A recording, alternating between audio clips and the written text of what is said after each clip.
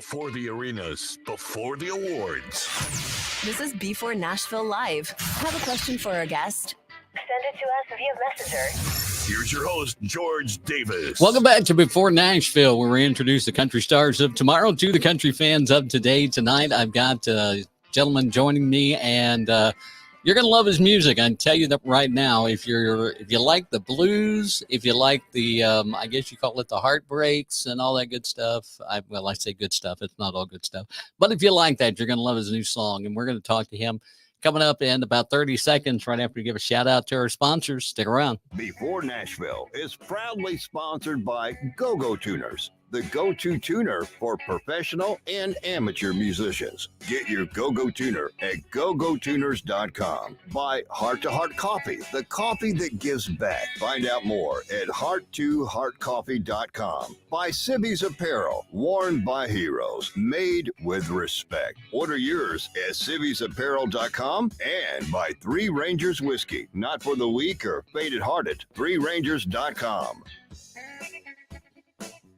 And again, welcome back to Before Nashville, where we introduce the country stars of tomorrow to the country fans of today. And tonight, I've got a gentleman on who, quite honestly, I'm going to go with the first line of his biography because I believe this: rising country music superstar. That's exactly what's going to happen to this guy. And we're going to find out about his past, his present, and his future. And it's Jason Brownie. So you guys welcome him in tonight. Thank you Jason, so much. Thank you for having me. Hey, man, appreciate it. Do want to remind everybody, if you have a question or a comment, you just hop on to the Facebook page and you can do all that there, okay? You can send us if you got a question for Jason or you got a comment you want to make, as long as it's not political. We don't want to get political in this stuff, so keep the political comments out, all right? So, hey, it's bad I have to say that. But so, man, I mean, I was just looking over your bio for about the fifth time here, reading some things over and trying to catch up and see what's going on. Now, you're in Florida, right? Yes, sir. Yeah, I'm in Southwest Florida, just south of Tampa. Okay. Now, you're lucky. Are you on the other side of the state from where Ian just hit? Oh, no, Ian just hit us directly. I was actually in Nashville at the time, but unfortunately my family was home and the house and everything. We're very blessed. We did very well. There's a lot of devastation in this area for sure. Right. Well, I'm glad everything's good for you, and of course we've been praying and sending up thoughts for all the folks down there in Florida as they continue that massive cleanup. I mean, it's unbelievable, the stuff. It really is, but it's unbelievable how the community has come together. I mean, it's absolutely unbelievable. I mean, still there's a lot of debris, piles of debris and whatnot, on the side of the road, but a lot of blue tarps on roofs, but the roadways are clear. Most of the bridges have been fixed, and everyone rallied when it happened. It was absolutely amazing how quickly things started coming back together. Yeah, when something like that happens, it just seems like when there's a disaster, I mean, people from all over the country were down there, but the biggest thing is the folks in the community and how much they pulled together. Absolutely. It's definitely a testament to the community for, like I said, everyone rallied, and you're right. People came from all over to come help. So we're very blessed for sure. Well, and we'll get into some of the other things that you do down there here in just a bit. But I'm going to start off with finding out a little bit about Jason. Your growing up, your background, what led you to music, that kind of thing. I just remember loving music at a very early age, and I used to do little performances after dinner in the living room for the family with my singing machine and fake guitar. And I started writing songs at a very young age.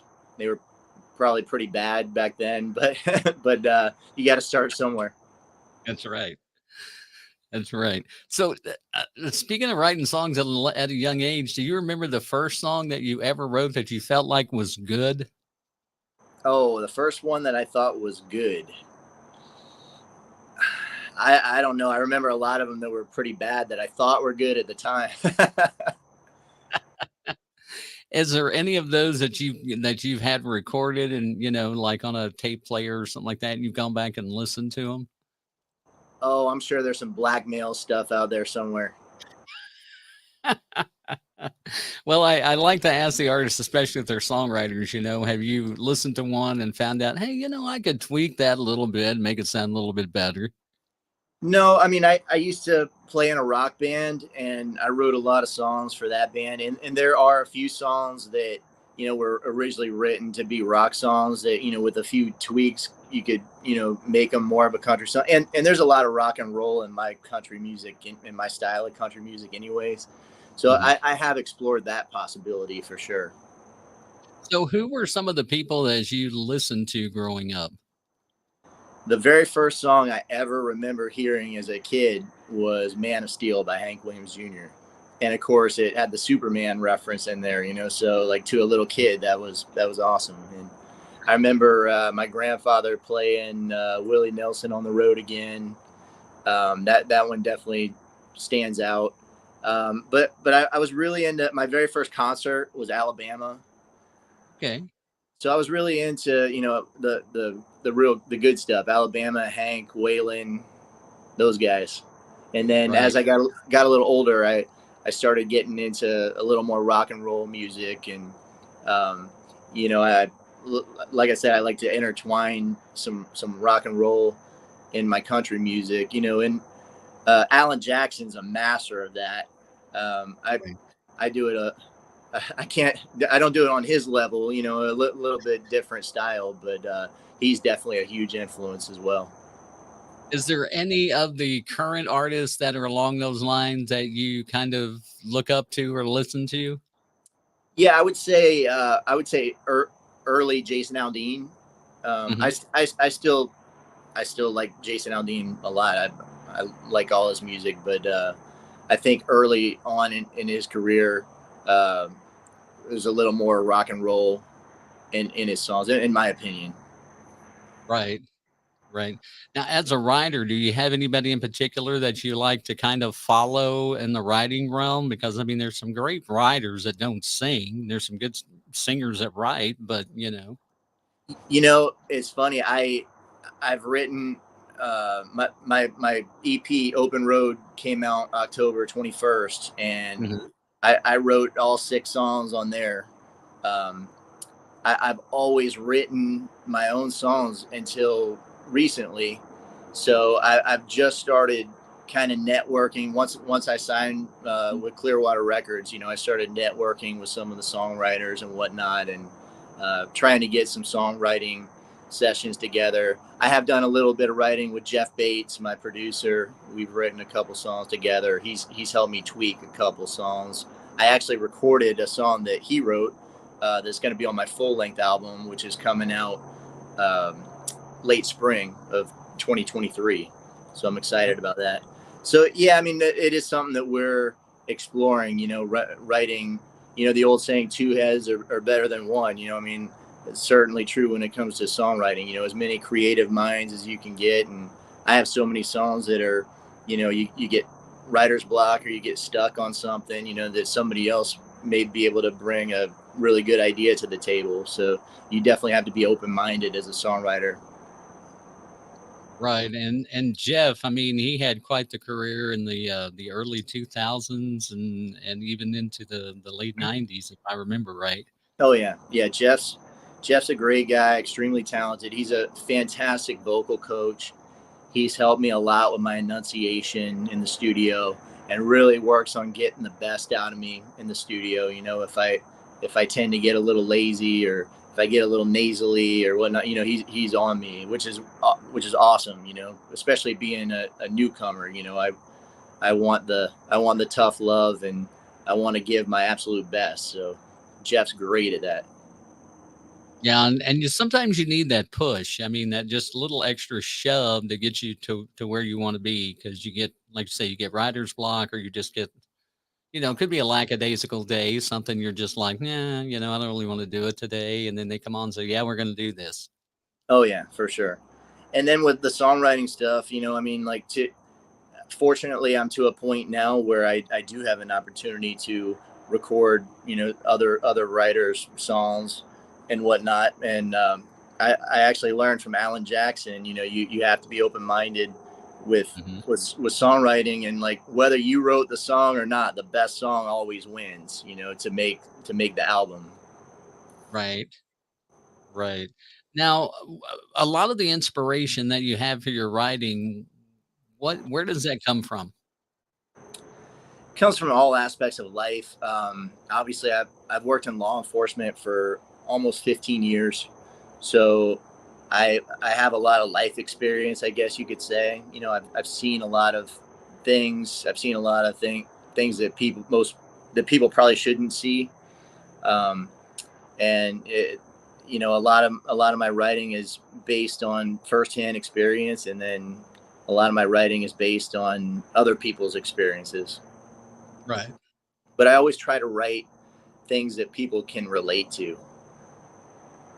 Right. And when do you feel like you're the most creative? Is that like late at night, early in the morning? Is there a particular time? It really honestly comes and goes. Sometimes sometimes if I come up with a working title to a song, I get super creative with working off or building off the title. And that's what I did with my song. Ain't How Whiskey Works was kind of written that way. I had the song title and then just built off that. I mean, definitely when when my daughter's at school and not, being loud, it's definitely hard to write, with distractions and whatnot. I love her to death, but you know what I mean. But Right. yeah, there's no like real like given time in the day though. It's just something that kind of comes to you. Right. Right. So tell me, I mean, as far as your music, and I've listened to the stuff that is out on Spotify, but I want to hear it from you. What do you feel like is the most unique aspect of your music that makes people want to listen? I try to be extremely authentic and original, and I truly believe that I don't sound like any other artist. Like I mean, like you might be able to tell I have influences, from different artists, but I don't sound like any other artist. I write material that people can feel and relate to, and I try to write songs that none of the songs sound anything alike. They're all completely different. Right. And another big thing is I try to write like back in the day, like when you bought an album, I mean, there were a lot of like, it seemed like there was a lot of filler material on there, and I always wanted to put out an album where like any song on there could potentially be a single. So I'm really big on that. Right. Right. And I love the way you mentioned that about back in the day. We'll talk about that after the song, but Yeah. there's some connection there to the song. We'll talk about it afterwards. Is there one or what I know there is, so let me rephrase that. What is the one song that you think in your mind, golly, why did I not write that song? Why did I not write that song? Right. Oh gosh, there have definitely been a lot of those. Off the top of my head, "Sand in My Boots," Morgan Wallen. Mhm. I believe. I believe. I think Hardy co-wrote that with him. Yep. But that's definitely one that stands out, and that I just think is a fantastic song. And it's like, man, I wish I would have written that. But Right. there's others I just can't think of. But that happens to me all the time because as a songwriter, I think I listen to songs differently than most people do. And there's been songs honestly where I've been like, man, I don't even like this song, but the songwriting is amazing. Like I like the songwriting, and that sounds super weird, but that's that's true. Right, right. I mean, to me, it makes perfect sense. I'm not a big fan of the song, but just the writing itself, the way they've woven the words together and Hmm. got the feelings out and that kind of thing. Yes. Now, if you were approached by someone to go on tour and it was two artists, what two artists would you want to come to you and say, Jason, we want you out on the road with us? Come on. Oh man. Well, I think any country artist would probably say George Strait. Mm-hmm. Yep. Um, I think Alan Jackson's winding down, but like I said, he's been a huge influence. So those are the first two that come to mind.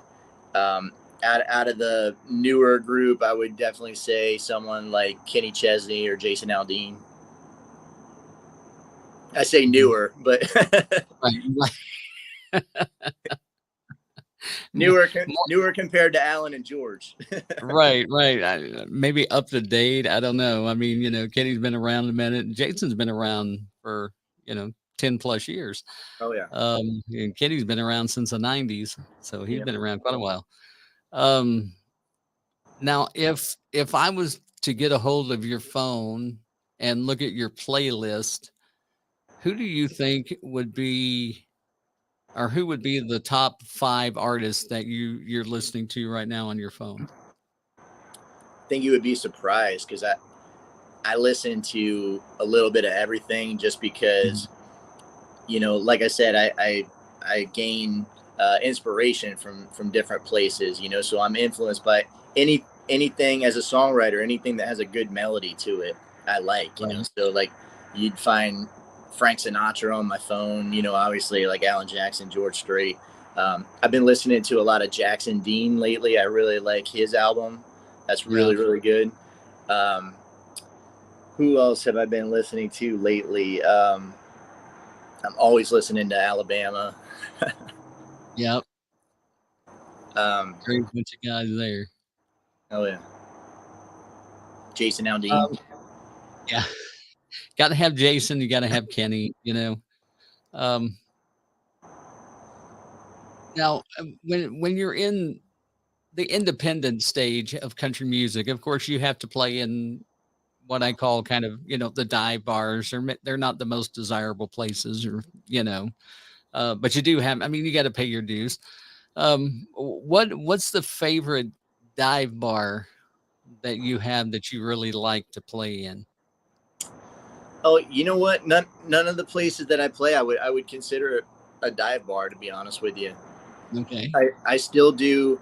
Well, I got discovered, I guess you would say, just doing acoustic solo shows around town. I still do a couple acoustic shows here and there just because it's my passion. I love doing that, playing acoustic cover songs and kind of making them your own and throwing in your originals and whatnot, and that's my background and like where I got my start, so I'm very passionate about that. But I wouldn't say any of them are dive bars. I'd be open to playing a dive bar. I've definitely played a few in the past, over the years, but. Right. And there's nothing wrong with those. Those are sometimes the most fun places to play, Oh, absolutely. That's where you hear some of the best talent, honestly. Oh, yeah. Yeah. Garth even goes back and does his dive bar tours, and I think those are great. Yeah. So what's the most embarrassing moment that you've had on stage? Oh, gosh. Off the top of my head, like, especially when I'm doing, a 3-4 hour cover show and I don't use any notes or I don't use a phone or any cheat sheets or teleprompter, everything's up here. So like I'm constantly I'll forget a line to a song or your voice will crack. That's pretty embarrassing when that happens. But that happens to all of us. I haven't taken a spill yet, but I've been pretty close a couple of times. So when I'm playing with my band, I definitely like the wireless microphone. Right. That would be pretty embarrassing for sure. Yeah, and then tripping over the wire and face planting or something like that. You don't want to do that for sure. I've told some pretty bad dad jokes before. Dad jokes are my thing. So. Oh, I love them. One Christmas, my bonus daughter. She's our youngest one. And that's what she got me for Christmas was a book of dad jokes. Oh, that's great. They're the best. Yeah, they are. They really are. Um, with um, with playing, and especially in the bars and stuff like that, you kind of everybody changes up their sets and stuff like that each night, but you're always playing cover tunes. I mean, very, very, very rarely do you get to play all originals if you have that many. What is the one cover tune that you love to play in your shows? I love playing Garth Brooks' Rodeo. I love playing that song because I haven't heard a lot of people do it acoustically. So Right. that's a fun one to play for sure. That one definitely stands out as one of my favorites. That's very interesting because that's not one that I've heard anybody do, See, honestly. that's awesome. I love the song. It's one of his favorites because I love rodeo. I've never ridden in rodeo. I love watching and going and stuff like that. But I think the song is just, it's of course it's Garth. I mean, he's one of those that could sing the phone book and people would buy it. So it really doesn't matter. Yeah. Yeah. But like you said, I mean, that's a song like you don't hear a lot of people cover it, so it's kind of cool to throw that one in there. Yeah, absolutely. Now, if there were one artist that has passed, is no longer here, that you could have dinner with, who would that artist be? And what would your conversation kind of be directed to? Elvis Presley. And, Okay. and, maybe he could help me out with some of my dance moves on stage. That guy can move his hips like no other. So Oh my gosh. Oh man, that's awesome. So you just released the EP, you said in October. How many songs does the EP have on it? 6 songs. Got 6 songs on it. And you've got one on there that I've heard that I'm really excited because we're going to play it tonight for folks. And it's just one of those songs. I mean, if I go back and if I had, well, I'll give my 2 cents afterwards. I didn't want to do that just yet. I'll give my 2 cents after we play the song. So here's Jason, and this is his song, and it's called If. And I'm going to mess up on the title because I forget titles. I should have wrote it down. But If it's this is the heartache. If This Is the Heartache. Exactly. I knew it had if and heartache. The rest of it I just totally forgot. But it's like I said, it's a good song, and we're going to come back and play that here in 30 seconds. So stick around. All right. Thank you. b4Nashville is proudly sponsored by Go-Go Tuners, the go-to tuner for professional and amateur musicians. Get your Go-Go Tuner at gogotuners.com. By Heart to Heart Coffee, the coffee that gives back. Find out more at heart2heartcoffee.com. By Civvy's Apparel, worn by heroes, made with respect. Order yours at civviesapparel.com. And by Three Rangers Whiskey, not for the weak or faint-hearted. ThreeRangers.com.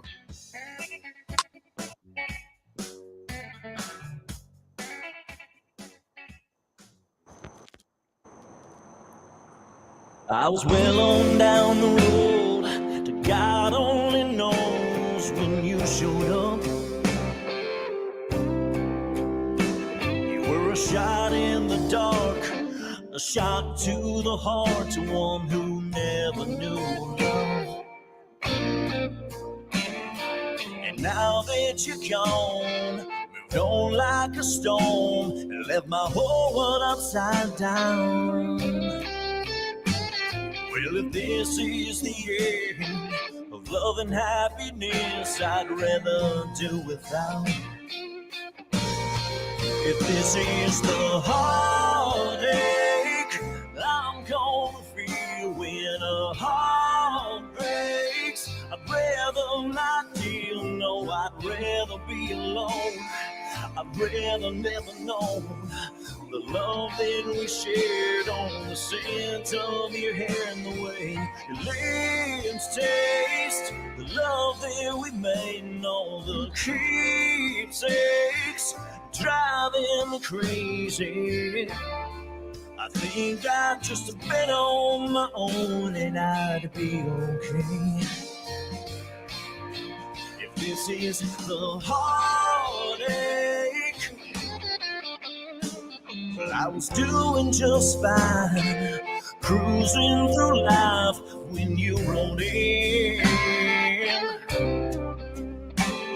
Now I'm lovesick and crazy, missing you, baby. I'd rather miss all of them. This is the heartache I'm gonna feel when a heart breaks. I'd rather not deal, no, I'd rather be alone. I'd rather never know the love that we shared on the scent of your hair and the way your lips taste, the love that we made and all the keepsakes driving me crazy, and all the sleepless nights and all the wondering why and all the what ifs and if we never said goodbye. I think I just bet on my own and I'll be okay.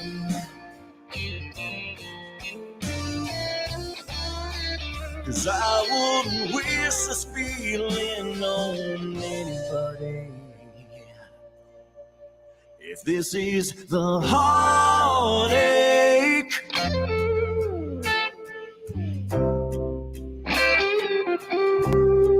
if this is the heartache,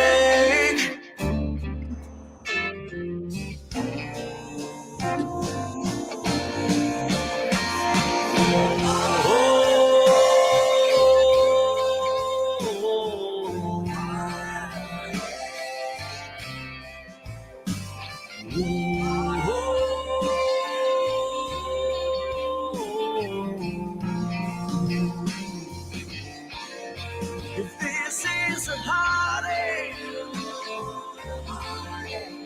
this is a heartache, heartache. Whoa, whoa, whoa,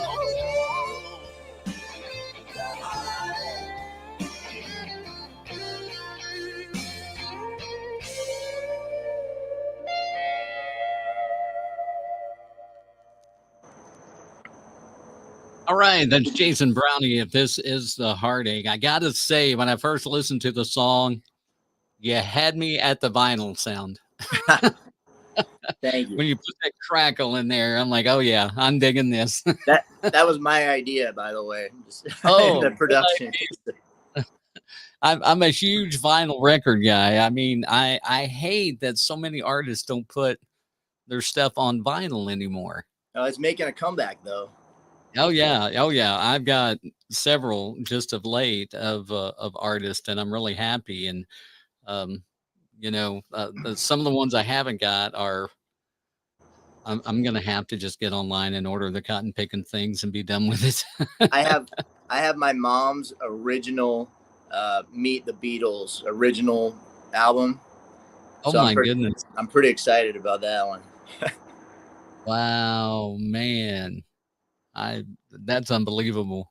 Yeah, pretty cool. Yeah, that's one of those that you want to hang on to and cherish. I mean, that's a hand me down to your children. Oh yeah. Yeah, they'll be so- like, "What's this? A frisbee?" Exactly. Yeah. It's kind of like I saw one time, it was a meme where it had an iPhone in a cassette deck, and the kid was going, I can't get the charger to work. Oh, that's great. But that song, I mean, the blues in that song, I mean, it's just like oozing. And I got to be honest, I'm gonna say this artist's name, but it is like oozing Chris Stapleton out of the sides of that thing in such a massive way. It's unbelievable. Oh, that's a nice compliment. I haven't heard that, but that's a great compliment. Funny story behind that song. I actually wrote that song as a piano vocal song, and then it kind of evolved with my band playing it. And in the production of that song, I told Jeff, I said, I want the theme to be if you were at that prom dance in the original Back to the Future movie when he went back in time to 1955 at that prom dance. I wanted to have that kind of vibe to it. Right. And I think we did a good job of capturing that. Jeff mentioned Eddie and the Cruisers was kind of his motivation when in the post-production stuff. Right. And it does. I mean, it's got that, I mean, to me, the guitar licks, you know, when it gets into that lead stuff, I'm looking at the blues and just that little, you know, that string bend, that little whining at the end that just, my gosh, it's just unbelievable. And so like I said, I've listened to all your songs over and over, driving to work and driving home every night, and just having a blast listening to them. It hasn't been warm enough here yet when I've had it on to where I could crank it up like I usually do and share it with, you know, 4 lanes of traffic. But I've tried. Thank you. You're welcome. So what was what brought that song about? Where did it come from? You know, that song just kind of came to me it was kind of my answer to Garth Brooks' the Dance, where in that song, you know, like, even though things ended terribly, you know, like, I still would have gone through with everything, you know, I still would have experienced the dance, you know. And this is the flip side of the coin, where it's like I was doing just fine before you came into my life, and then turned it completely upside down. And, you know, if this is the heartache, I never would have experienced this. Right. And I think it's something a lot of people can relate to. Like, to me, like, that song is gut wrenching, you know. Mm-hmm. Oh yeah. And that's kind of what I was going for there.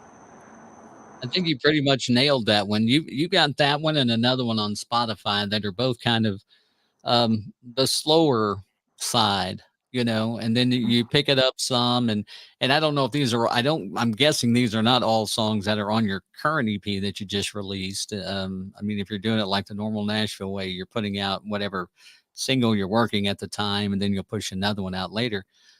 But just what you have on there is kind of, and the way that you even have it listed on Spotify is very tactical, very emotional, because you go like with if that is, you know, if that's the heartache, and then you've got another slower one, and it kind of takes, you know. You talking about Doggone Long Gone? Yes. Yeah. And you kind of go down, but then you come back and you shoot back up again. And I don't have your Spotify list pulled up in front of me. I apologize for that, to where I could call them out myself. But then you come back up, and I like that kind of an emotional roller coaster that you take people on. You know, you just kind of get them, you hit them at a peak, and then you just kind of bring them back down to a chill moment, not necessarily suicidal, you know, I don't want to do that. but just to where they're chill, you know, and they're like, man, now I can relax, you know, and you know, put their feet up. I mean, that's the type of song that I'd set out on the back porch and, you know, crank it up on Alexa and just put my feet up on the couch and, you know, chill out for the afternoon, maybe drink a beer or something, you know, and just have a good one. It's funny that you mentioned that, because my 9-year-old daughter thinks it's pretty cool that Alexa knows who I am now. That's awesome. Yeah. Oh, that is great. That is great. Oh man. Yeah, my song Pretty Girl on the Passenger Side, one of the more upbeat ones. That one actually made it to CMT, which is pretty cool. Oh yeah. Was that a 12-pack song? Pardon me? Was that on their 12-pack, or did they have it in the regular rotation? I couldn't tell you. Okay. I mean, the 12-pack is kind of like the top 12, or people vote and that kind of stuff. I got you.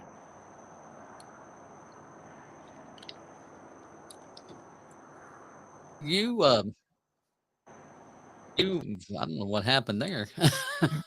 kind of blacked out for a minute. Guess my wife must have turned something. She must turn her computer on too. We got all kinds of stuff on the Wi-Fi. Um, now music isn't your only job, and the first thing I have to say is thank you, because the job you have is not one that's a very popular job, unfortunately. I have a son that got out of that job just a few years ago, and he did that from the time he was 16. Started off as a cadet and worked up to uh, from being a corrections officer to being a road deputy, and then being a city officer, and then he went to auxiliary, and then he went to college to become a nurse. But you're a police officer. Yes. Yeah. And I'm a watch commander on road patrols, so I'm kind of like a lieutenant. We don't have lieutenants in my department, so I'm a commander, police commander. okay. Now you're in your bio, I thought it said, now let me I get back over here to it real quick, because I know I read that this is not let's see here. Where was it at? Let's see. A third generation police officer, actually. Yes, sir. And how long have you served um, with the badge? Just under 15 years now. Wow. Long Wow. time.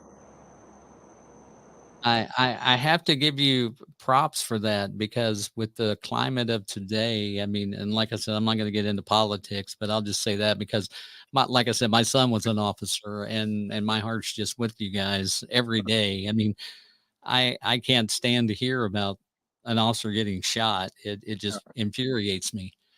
And so I mean, but Well, thank him for his service. That's pretty awesome.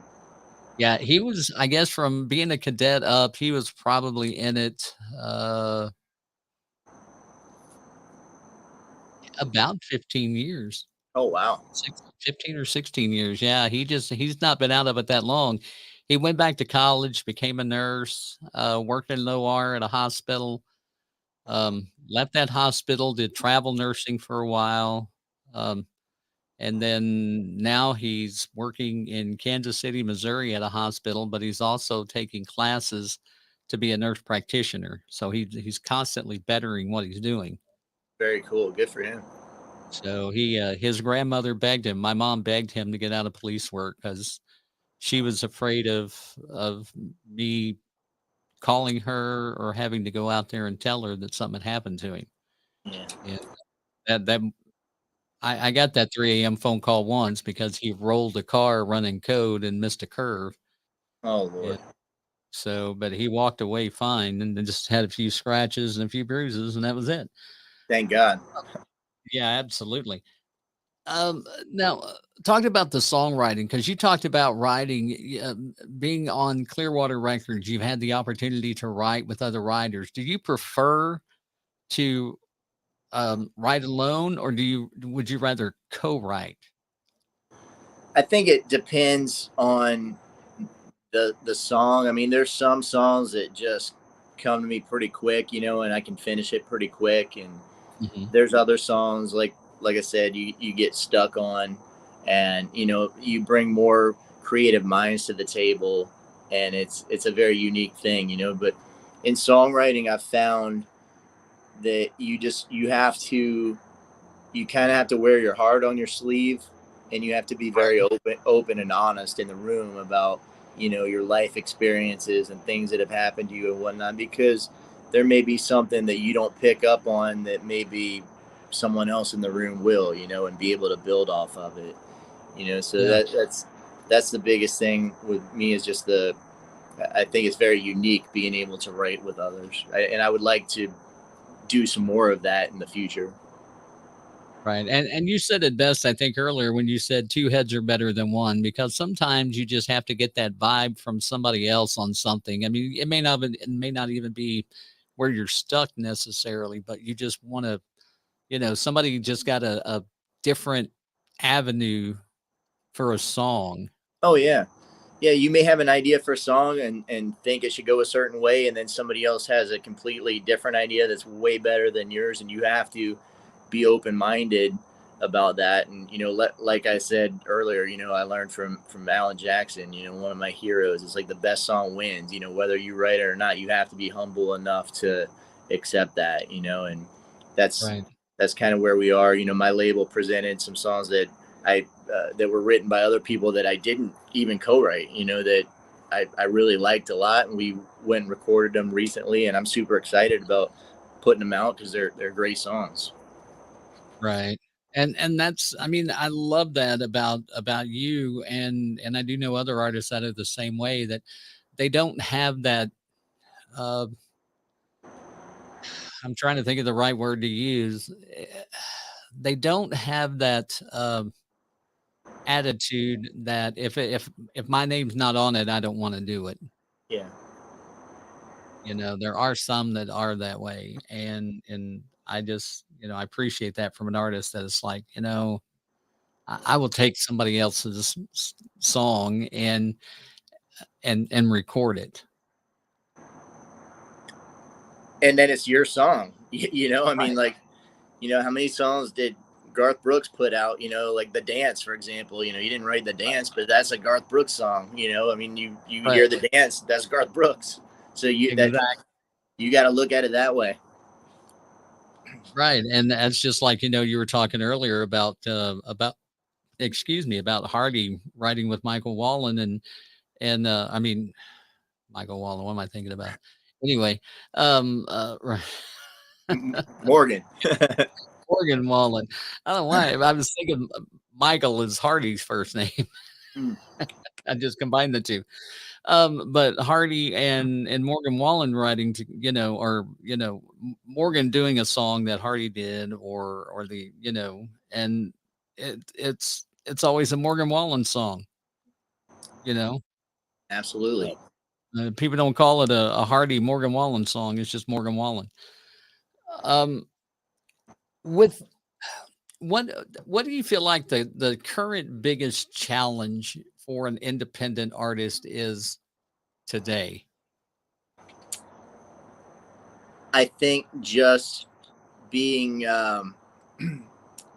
well, my biggest challenge is being in Florida. Yeah, not being in Nashville. That's definitely my biggest challenge. Right. Obviously, I have my family here and my law enforcement career here, so I commute back and forth a lot. But that's definitely my biggest challenge. In today's age, with social media and the internet and everything, I mean, you can get your music out way easier than in the past. So that's definitely helpful, but it's still challenging. And even like songwriting sessions over Zoom, for example, aren't nearly as effective as if, we were all in a room together in Nashville writing.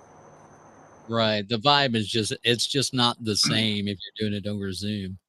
Yeah. Now, what you mentioned social media, and I mean, anybody that's followed an artist or knows an artist or anything like that, they understand the challenges of an artist to have to be on social media a lot. I mean, you have to keep things updated, whether you do it or you have a team, a publicist or a social media team that handles that stuff. How do you find, I mean, do you do your own, or does somebody do that for you? I do a lot of my own.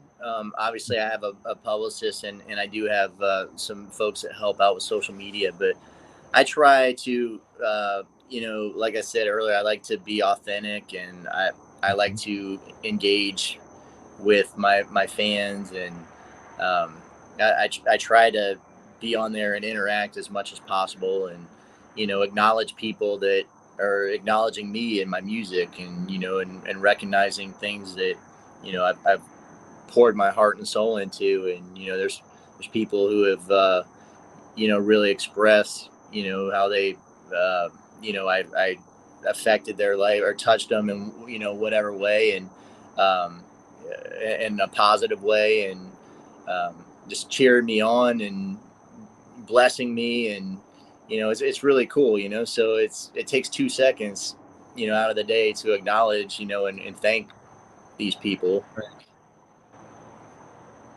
Right. And I mean, sometimes you look at some of the posts, that these artists put on and you go, my gosh, how do they have time to do that? I try to do it with the podcast, but I can't keep up with it. But I'm one of these that I can't just do one thing. I have to do, 3 or 4 things. Yeah. So, and Well, I've got, I don't respond to everything, but I try to right, keep up with it, my best. right. And that's me. I mean, even like my wife, she has another job.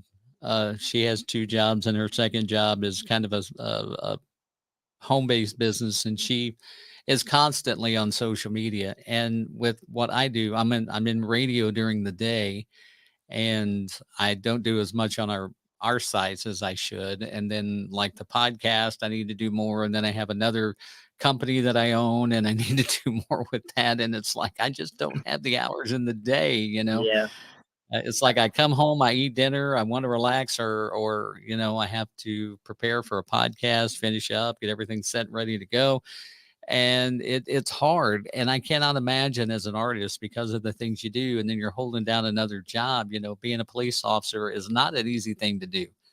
And I'm No, sure and I'm on, and I work nights, so I'm flip flopping, days and nights, and taking my daughter to school. And, we just before I came on the podcast, we were just finishing up her homework and everything and doing all that. So it's definitely, I feel your pain. I wish there was more time in the day. So we'll get an extra hour Saturday. Yeah, we do. Yeah. Yeah. And don't forget that, folks. Be sure, because fall back, not forward. I tell you, I'm all out of sorts tonight. I do such a good job on the air, and then I get home and it's like every mistake I could make with the mic open on the air, I make it home. So, but that's just the way it goes. What do you find for yourself as a good crowd? Do you like a bigger crowd? Sorry, I didn't mean to hit that. What do you prefer, a bigger crowd or a smaller crowd when you're playing? I absolutely would say a bigger crowd, but it may be for different reasons, because to me, it's so much easier to play to a bigger crowd than to play for, a handful of people. I feel like there's way more pressure on you when there's a handful of people in a room. I don't know why. I've just always felt that way. But, Right. you get a few thousand people in the audience and, good to go. Right. Exactly. Um, Going back to kind of the social media thing for a second, what have you found to be the best way or the fastest way to boost up your fan base? I mean, that's what everybody's trying to do. So I try to get different opinions from different artists on how they do that. Um, I wouldn't necessarily say any particular platform. It's just, like I said, staying engaged with your audience, and sharing new music with them. And, I try to do the reels here and there, with samples of my music. I try to do thank you messages, and just keeping engaged with your fans. Right. Right. Now, and this is one of those songs, or one of those songs. Golly, this is one of those questions that I like to ask, even though I can't remember. I don't know how to phrase it apparently. But what artist do you feel like right now is underrated, not getting the recognition they deserve? Ooh. Can I say Jason Brownie? Yeah, that works. I don't know. I would say Jackson Dean. I've been listening to a lot of him lately, but he is starting to gather a lot of attention now. So Yeah. I don't know, that'd be a tough one. Okay. That's actually a two-part question, so I'll save the second part for another day. After after you make that Grand Ole Opry debut, we'll have you back on, and I'll ask you some of these questions again. How's that? That sounds great. I would love that. Um, is there a show that is or well, let me just ask it this way: what is the most memorable show that you have had, and what made it so memorable? Oh gosh, opening for Justin Moore was pretty cool because I'm a big Justin Moore fan, so that was cool. Next weekend I'm doing a show with Gary Allen. I'm really excited about that. That's gonna be a lot of fun because you Yep. know I grew up listening to Gary Allen, so it's gonna be cool to share the stage with him.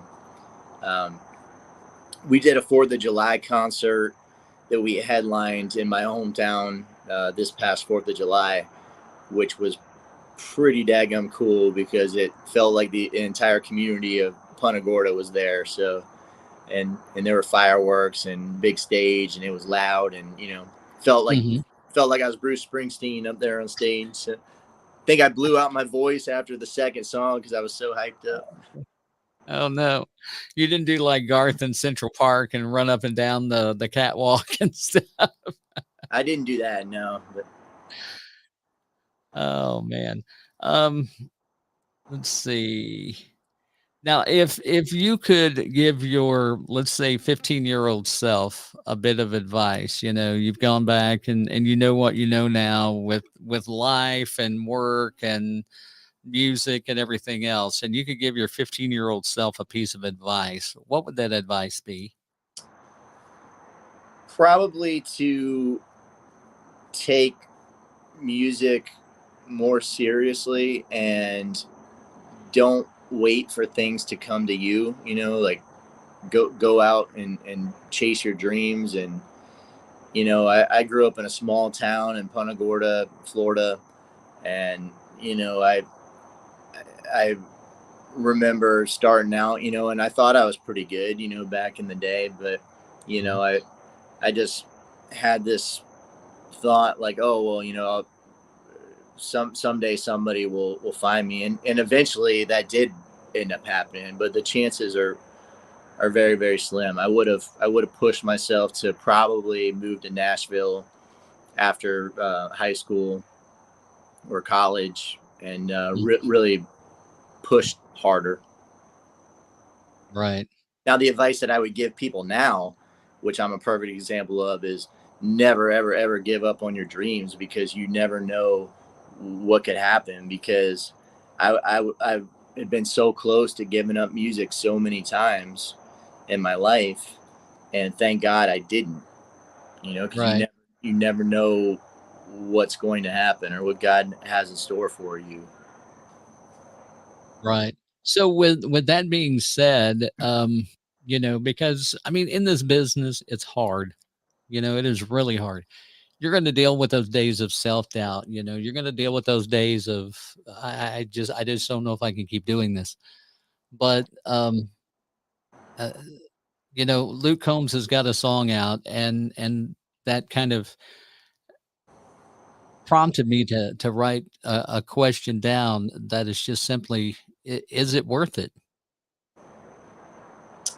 Oh, it's absolutely worth it, to do what you love and be able to share, I call it a gift, be able to share the gift Mhm. of music with other people. And, I mean, there's, as a songwriter, there's nothing cooler than people and coming up to you after a show and telling you like, hey, I really felt that, or I can totally relate to what you're saying in that song, and it's it's a very cool thing to be able to make that connection with people. Right.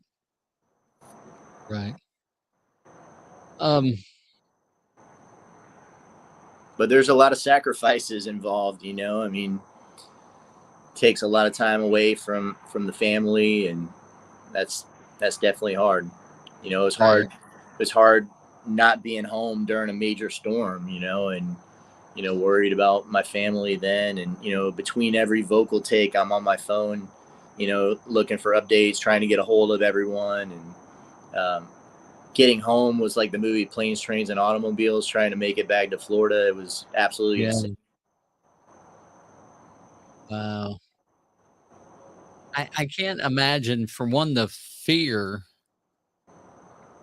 that someone would have. I have to say, and knock on wood, I mean, we're in a part of the country that sees a lot of tornadoes, but um, the fear that you have, especially if you're away from home, wondering about your family and your family most of all. Houses can be repaired or rebuilt and furniture can be replaced, but your 9-year-old, something happens to her, it's just Oh awful. yeah, and you're not even close, remotely close to help or do anything. Is that part's definitely hard. And as Right.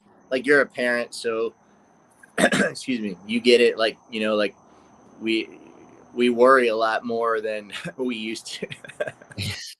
Absolutely. Uh, I've even gone beyond that, and now I'm a grandparent, so I have 5 grandkids.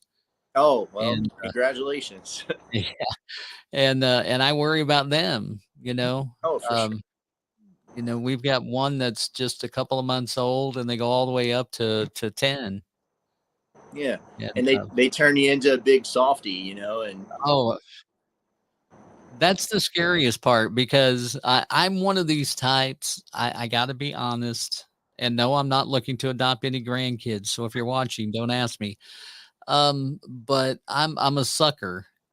It's like anything they want. We went to a baseball game. It was a minor league ball game for the St. Louis Cardinals, and we're at the stadium, and my 2 grandsons are with us, and they're like, "Papa, can we go down to the team store?"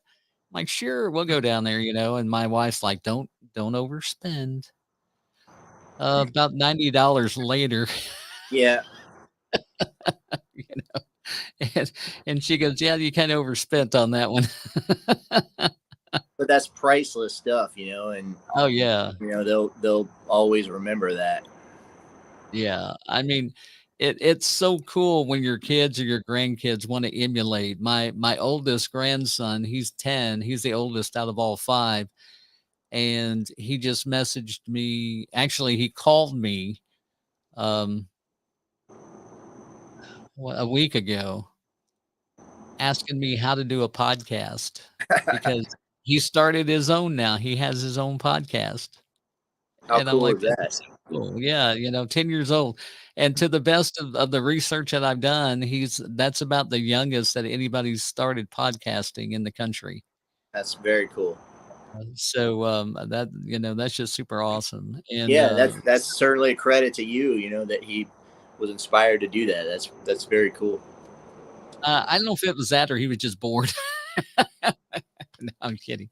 He watches and listens all the time. He even texted me one day, and he was listening to one of the podcasts, and he said, "Papa, I'm about to wet myself because I'm laughing so hard."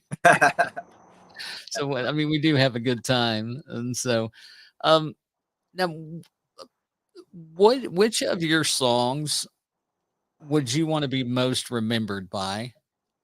Oh gosh, that is an extremely tough question. As a songwriter, um, your songs, I always tell everyone they're kind of like your babies, and it's like Mm.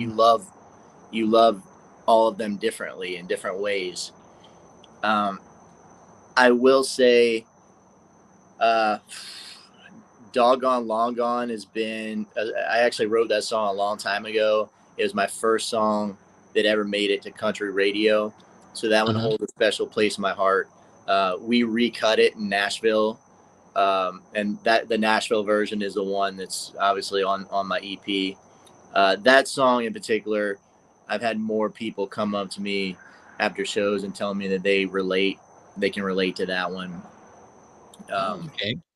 and then obviously, if This Is the Heartache is another one that I'm very proud of. Just lyrically, I think it's one of my better songs that I've written. And my third one would be Ain't How Whiskey Works. when I wrote that song, that Ain't How Whiskey Works was the song that I was kind of at a stage in my life where I had kind of come to terms with the fact that if I were to make it anywhere in the music business, that it would more than likely be as a songwriter. So I wrote that song with Jason Aldean in mind. And I know it's a long you're shooting high, you know, you're like a new songwriter, you're gonna pitch a song to Jason Aldean, you know. But Right.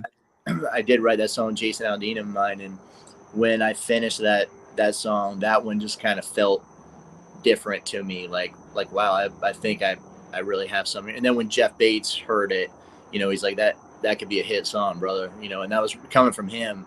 That was a really cool feeling and cool moment, you know, because you know, when you're just breaking in, you know, you don't know what to expect, you know, you just give your very best and pray for the best.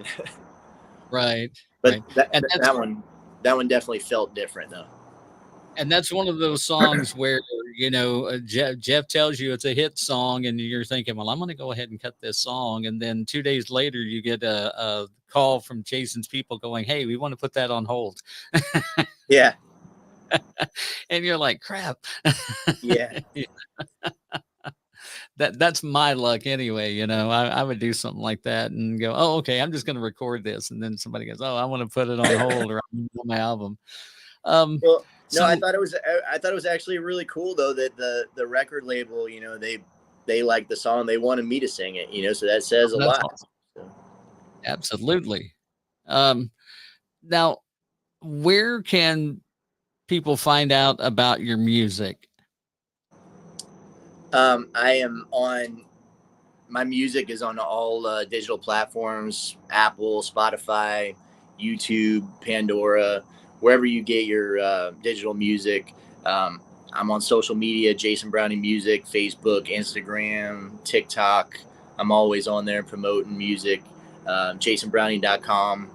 Keep my tour schedule up there. We're hoping to do a tour in 2023. We're exploring that right now. So things kind of got delayed a little bit with the hurricane. That kind of threw a wrench in some things. Unfortunately, I had I had a concert here at the Braves spring training stadium with Rodney Atkins that got canceled. So I was bummed out about that one because that was gonna be a fun show. But that got rescheduled for next year. We're still gonna do that.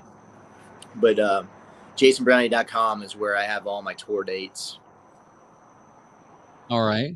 And there are some on there now, and then they'll well, actually a couple of them, one in November got canceled. So really you got the Field of Dreams Country Classic Music Festival coming up. That one looks like it's not canceled yet.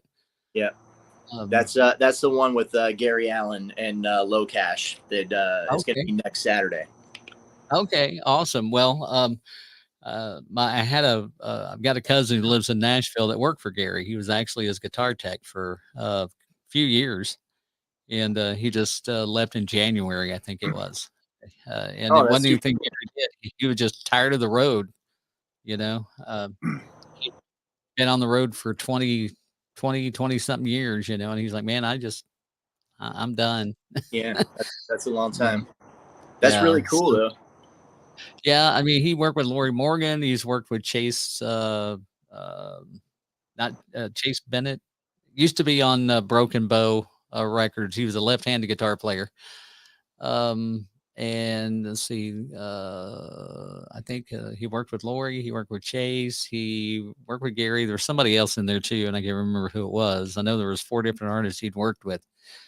Yeah, he's just, you know, done it for so long, and you know, started off working with Lori Morgan, and that just kind of did it for him, and he just kept on going from there.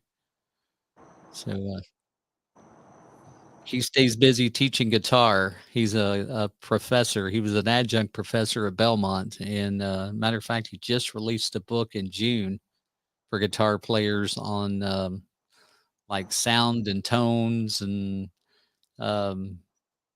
different things to do with guitars. I don't understand it. He just told me that the book was supposed to come out in June. Very cool. I'm not a guitar player. I just have them hanging on the wall for the looks. That's And cool. Looks good. yeah, my boys play, so when they come down, they can get on there and play. They plug them in and have their fun. Then I'll beat and bang on the drums. I'm more of a drummer. So if somebody's out wanting to find the music and everything, go to Spotify, check it all out there. You can follow Jason on the social media stuff as well. And that's always a great place to go. Go to his page and like and follow. If you have any questions for him, you can shoot them to him there. Listen to the music. You can follow on Spotify, and I don't have Apple, so I don't know if you can follow on that like you can Spotify. Now, are you on Bands in Town so that if you're playing somewhere, somebody gets a notification? No, I'm not familiar with that. That's Okay. probably one of the we were talking about being in Florida, not being able to network like I would be if I was in town. So Right. But that's another place where people can go on and and if you've got a show coming up, it'll shoot it out and stuff like that. So it's cool. it's cool. I'll mention that to my team for sure. Yeah, absolutely. It's a great, I think, asset for an artist. I don't know. I don't think you have to be like any particular, like A, B, or C level artist, to be on there. You just kind of fill out your stuff and go. I don't think they have it restricted or anything. It's not like you can only be Kenny Chesney and be on there. That's cool. So be sure to go check Jason out. Follow him on his Facebook and Twitter and Instagram and of course TikTok. We have to do the TikTok thing for whatever reason. But I'm not a fan of TikTok, even though I have a TikTok page. And you can also, excuse me, long about this time, I always feel like I'm losing my voice. Go check out his merch. Now you got some hats out right now, and I'm a big hat guy. My wife always tells me, do not talk about hats. That's fine. Yeah, we got shirts and hats, and we got koozies and other cool stuff coming soon. So. All right. So go check it out. Support Jason because that's the main thing that I like to do. I like to get you guys to get out and support these artists. If you can't make it to a show, I've got some friends down in Florida and I'm trying to think of where they're at. I can't remember the exact spot. But we have another friend that's an artist down there, and then we have more friends that are in that area. So hopefully, if they're watching or if they watch it later, they'll start looking you up, and you'll be playing somewhere, and they can go check that out. Very cool. Yeah, that'd be awesome. And, yeah. So, and if you ever, head up like next time you're in Nashville or something, give me a shout, and maybe we don't live down there, but maybe we'll be down there at that time and come out and watch you play if you're playing somewhere. I'd really like to see that, like at the listening room or the local or anywhere. I appreciate it. Yeah, that'd be a lot of fun. And I appreciate getting my my music out there. People don't realize, especially like newer artists just getting started out, like streams and likes and follows are everything, because Right. that all plays a big part in moving up, and a lot of people don't understand the way that works, but that's huge.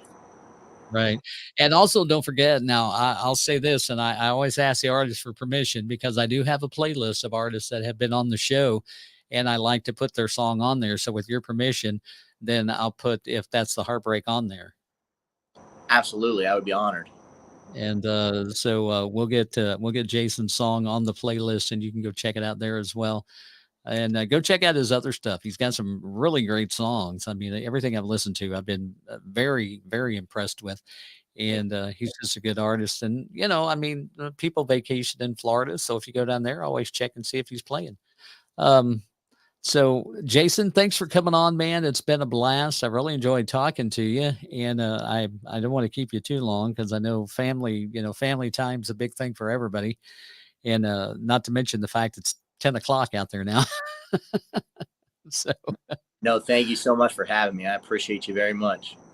you're more than welcome. And anytime I can help you out, just give me a holler. All right. So everybody, that's Jason Brownie. Remember that name. Be sure to type it in, search him, go to his website, jasonbrownie.com, and like and follow him on all of his social media, as well as all the DSPs, the streaming platforms.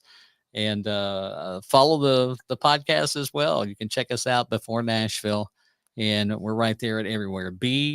Letter B, the number 4, Nashville, and we're everywhere. And we will see you Monday night. I have a very excited guest coming on Monday night.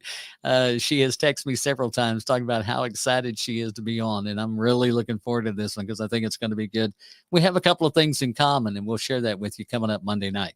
So again, Jason Brownie, that's who you need to go check out right now. So look him up, follow, let him know, send him a message and say, hey, Jason, love what you're doing, because I guarantee you will. All right. So everybody, y'all have a great night. And that's a wrap. Thanks for joining us. Be sure to follow Before Nashville on all social media and listen wherever you get your podcast. Tune in again for another country star of tomorrow on Before Nashville with George Davis. I'm Kevin Casey on behalf of Worldwide Pants. Have a great night.